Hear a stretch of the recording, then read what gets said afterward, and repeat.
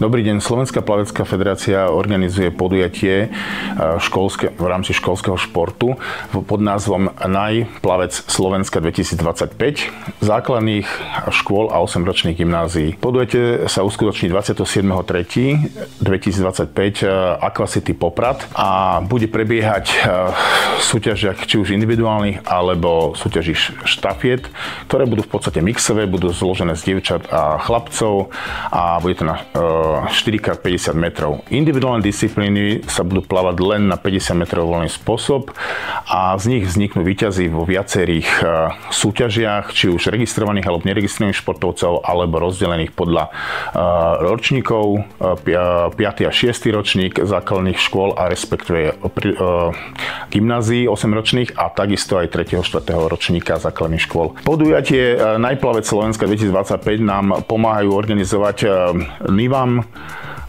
školský šport a tréning na školách a ako aj hlavný partner Ministerstvo školstva, výskumu, vývoja a mládeže Slovenskej republiky, ktorý je zároveň hlavným partnerom a v podstate bez neho by sme tento ročník neotvorili.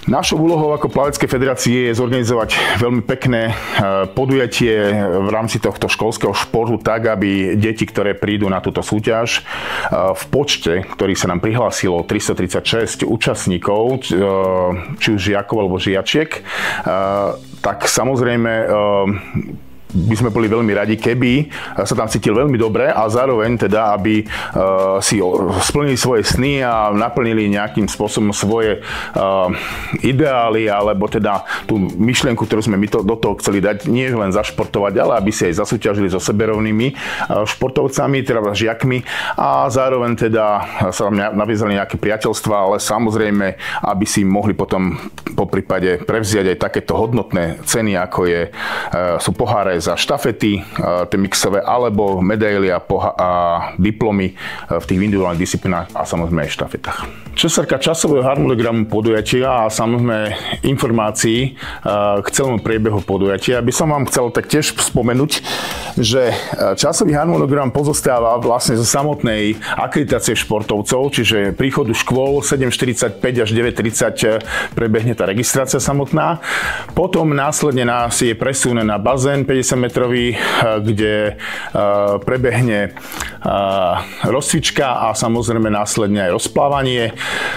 Potom bude ukážka samotných štartov a popis v rámci toho podujatia, čo sa bude diať, aby športovci mali presnejší prehľad. No a v neposlednom rade bude slávnostný nástup športovcov a zahájenie ako formou úvodného ceremoniálu.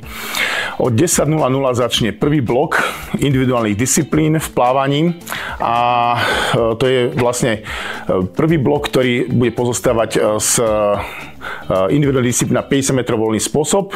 Potom bude prestávka hodinová a následne bude pokračovať druhým blokom, ktorý bude pozostávať zo štafiet na 4x50 metrov voľný spôsob. Tieto štafety budú mixové a budú pozostávať z dievčat aj chlapcov na základe pravidiel, ktoré boli dodané v rámci súťaže. Čo sa týka programu, to by malo byť z tohto hľadiska všetko. Na konci prebehne záverečný ceremoniál, kde sa budú odozdávať ceny. Čo sa týka cien, chceli sme odozdávať tak, aby niektoré školy, ktoré budú odchádzať po individuálnych disciplinách a nebudú sa zúčastňovať štafiet, budeme odozdávať ceny už po prvom bloku a potom v druhom bloku sa budú odozdávať ceny v rámci štafiet. Čo sa týka pravidiel. Pravidlá školského športu sú zjednodušené v porovnaní s pravidlami plávania. Ide o to, že podujatia zúčastňujú aj športovci, respektíve žiaci a žiačky, ktoré nie sú registrované v Plaveckej federácii. Táto súťaž samozrejme je aj pre nich a na základe toho sme zjednodušili pravidlá, ktoré pozostávajú z toho, že máme na štarte zjednodušený aj povely, čiže keby potrebovali žiaci, môžu si to naštudovať jednak v pravidlách, ale zároveň budeme robiť aj ukážku tesne pred štartom. No a čo sa také zjednodušené, aby sa nebali, bude to proste povel na pišťalku a následne cez zvukové zariadenie sa odštartuje.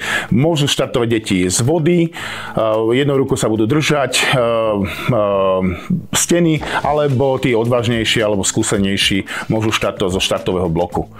Budú plávať 50 metrov, bazén je 50 metrov, čiže jedna dĺžka a po dohmate na druhej strane sa im zaznamená čas, ktorý potom sa vyhodnotí a po skončení týchto individuálnych disciplín na 50 metrov voľných spôsob, teda bude to vyhlasovanie. Čo sa týka štafet, štafety pozostávajú zo 4x50 metrov voľný spôsob a budú mixové, to znamená, že budú v danej kategórii, ktoré sú vypísané, či už 5. a 6. ročník, a teda 8-ročné gymnázia, to je jedna kategória, v nej bude tá mixová štafeta pozostávať z 2 dievčat a z 2 chlapcov, vždy musí byť jedno dievča minimálne neregistrovaný športovec a v druhej a takisto chlapec neregistrovaný športovec.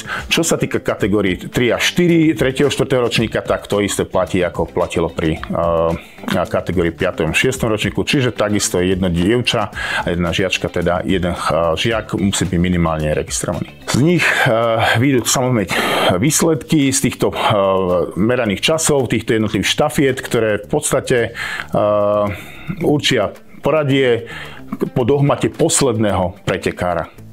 No a následne po skončení štafet bude samozrejme aj vyhlasovanie. No a záverečný ceremoniál. No a verím tomu teda, že tak ako sme to aj teraz prednesli, že ten priebeh by mal byť taký hladký. Takže prajem vám všetkým veľa zdaru na podujatiach a hlavne teda, aby ste boli tam šťastní a všetko, čo ste si splnili, naplánovali, aby ste si aj splnili. Ďakujem.